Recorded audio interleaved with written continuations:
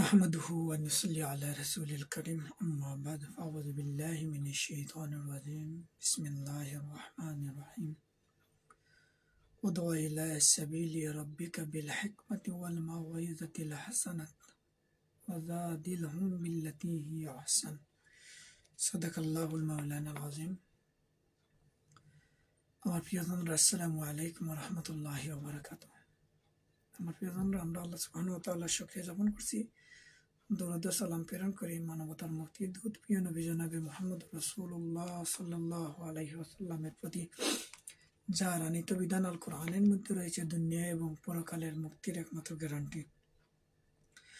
আমার প্রিয়জনরা, আমরা গত দুইটি পর্বে ইসলামী আন্দোলনের প্রতিবন্ধকতা ও প্রতিকারের বিষয়ে আলোচনা করছিলাম। আজকেও একই বিষয়ের উপরে আবার একটু আলোকপাত করার চেষ্টা করিব ইনশাআল্লাহ। ওমা তৌফিক ইল্লা বিল্লাহ আলাইহি তাওয়াক্কালতু ওয়া ইলাইহি উনীব। আমার প্রিয়জনরা, ইসলামী আন্দোলনের প্রতিবন্ধকতাগুলো হলো নেতৃত্বের দুর্বলতা, অভ্যন্তরীণ কুন্দল, কর্মীদের নিষ্ক্রিয়তা, আধুনিক ধর্ম নিরপেক্ষতাবাদ ও বস্তুবাদ, পশ্চিমা প্রভাব, বাহ্যিক চাপ এবং সঠিক জ্ঞান ও প্রশিক্ষণের অভাব। এর প্রতিকারের প্রয়োজন নেতৃত্বকে শক্তিশালী করা, কর্মীদের ঈমান ও তাকওয়া বৃদ্ধি, সঠিক ইলম অর্জন, ত্যাগ ও কোরবানি, আধুনিক ব্যবস্থাপনার সাথে ইসলামের সমন্বয় এবং জনসেবা ও নৈতিকতার মাধ্যমে নিজেকে প্রমাণ করা, যা আন্দোলনের পথকে সুগম করবে। ইসলামী আন্দোলনের নেতৃত্বের দুর্বলতা ও অনাস্থা, এই বিষয়ে আমরা একটু আলোকপাত করার চেষ্টা করি। নেতৃত্ব যদি দুর্বল হয় বা নেতৃত্বের প্রতি কর্মীদের অনাস্থা তৈরি হয়, তাহলে আন্দোলন দুর্বল হয়ে পড়ে। 2. কর্মীদের নিষ্ক্রিয়তা ও দুর্বলতা, ঈমান বিপদ আপদে। কর্মীদের মনোবল ও দৃঢ় ঈমানের অভাব আন্দোলনের জন্য ক্ষতিকর। আধুনিক জীবনধারা ও বস্তুবাদ, ভোগবাদ, ব্যক্তি স্বার্থতন্ত্রবাদ, ধর্ম নিরপেক্ষতাবাদ ও বস্তুবাদী চিন্তা আন্দোলনের মূল আদর্শ থেকে বিচ্যুত করে। বাহ্যিক ও অভ্যন্তরীণ চাপ, পশ্চিমা প্রভাব, ধর্ম নিরপেক্ষতা, শক্তি এবং ভুল ধারণার কারণে সৃষ্ট সংঘাত হয়। জ্ঞানের অভাব, জীবনের প্রতিটি ক্ষেত্রে ইলমের সমাধান সম্পর্কে গভীর জ্ঞানের অভাব, ভুল কৌশল ও অপরিপক্কতা, সমস্যা সঠিকভাবে বিশ্লেষণ না করে ভুল পদক্ষেপ নেওয়া, যেমন ক্ষমতা দখলের জন্য ভুল পদ্ধতি অবলম্বন করা। অন্তর্ধর্মীয় ও অভ্যন্তরীণ সংঘাত, বিভিন্ন গোষ্ঠী ও মতবাদের মধ্যে ভুল বোঝাবুঝি ও সংঘাত। এর প্রতিকার ও করণীয়, এই বিষয়ে আলোচনার চেষ্টা করি বা জানার চেষ্টা করি। 1. নেতৃত্বের উন্নয়ন বা উন্নতি, নেতৃত্বের মধ্যে সততা, আমানতদারিতা ও দূরদর্শিতার নিশ্চিত করা। 2. কর্মীদের প্রশিক্ষণ ও নৈতিক উন্নয়ন, তাকওয়া, নির্ভীকতা, ত্যাগ ও কোরবানির মানসিকতা তৈরি করা এবং ইসলামের জ্ঞান বৃদ্ধি করা। 3. জ্ঞান অর্জন, কোরআন ও হাদিসের গভীর জ্ঞান অর্জন করা এবং জীবনের সকল সমস্যায় ইসলামী সমাধান বের করা। 4.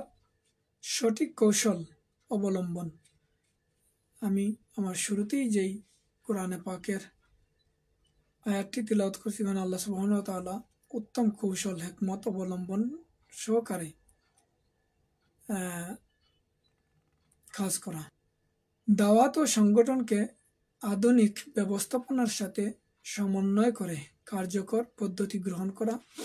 জনসেবা ও নৈতিকতা, নিজেকে সমাজের সৎ ও নৈতিক মানুষ হিসেবে প্রমাণ করা এবং জনসেবার মাধ্যমে মানুষের আস্থা অর্জন করা।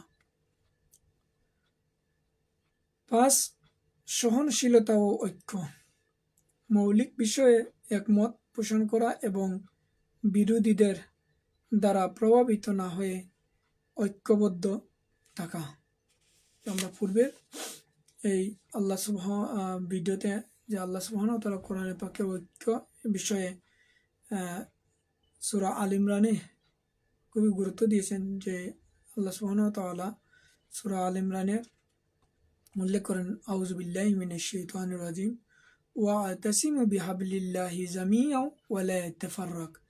আল্লাহ সুবহানাহু ওয়া তাআলা সেখানে নির্দেশ করেছেন, তোমরা ঐক্যবদ্ধভাবে সংঘবদ্ধভাবে দিনের বা ইসলামী আন্দোলনের কাজ করো এবং তা থেকে বিচ্ছিন্ন হয় না। তো আমাদের আলোচনা শেখা যে বিচ্ছিন্ন হওয়া যাবে না, ঐক্য বিনষ্ট করা যাবে না।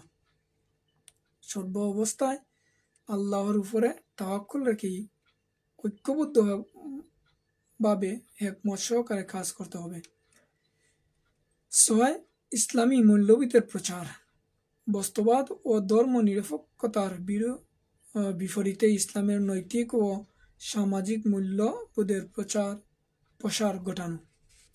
এই প্রতিবন্ধকতাগুলো মোকাবেলা করে একটি সুশৃঙ্খল জ্ঞানভিত্তিক ও নৈতিকতা সম্পন্ন ইসলামী আন্দোলন গড়ে তোলা সম্ভব। আমার প্রিয়জনরা, এ পর্যন্ত আমরা এই 3টি ভিডিওতে চেষ্টা করেছি ইসলামী আন্দোলনের তুলে ধরার চেষ্টা করেছি। যে যতটুকু আলোচনা করেছি, আল্লাহ সুবহানাহু ওয়া তাআলা যেন আমাদেরকে এই আলোচনাগুলো অনুযায়ী আমরা ইসলামী আন্দোলনের সেই কাজগুলা সুন্দরভাবে সঠিকভাবে একমত এবং কৌশলের মাধ্যমে আল্লাহ সুবহানাহু ওয়া তাআলার উপরে পরিপূর্ণ তাওয়াক্কুল রেখে যেন কাজ করতে পারি এবং ইসলামী আন্দোলনকে বেগবান করতে পারি, সেই তৌফিক কামনা করে এবং যা কিছু আলোচনা করলাম এর মধ্যে যেই ত্রুটিগুলো হয়েছে, আল্লাহ সুবহানাহু ওয়া তাআলার কাছে ক্ষমা প্রার্থনা যে আজকের এই শেষ পর্ব এখানেই সমাপ্ত করছি। সুবহানাকা আল্লাহুম্মা ওয়া বিহামদিকা আশহাদু আল্লা ইলাহা ইল্লা আনতা আস্তাগফিরুকা ওয়া আতুবু ইলাইক। আসসালামু আলাইকুম ওয়া রাহমাতুল্লাহি ওয়া বারাকাতুহু।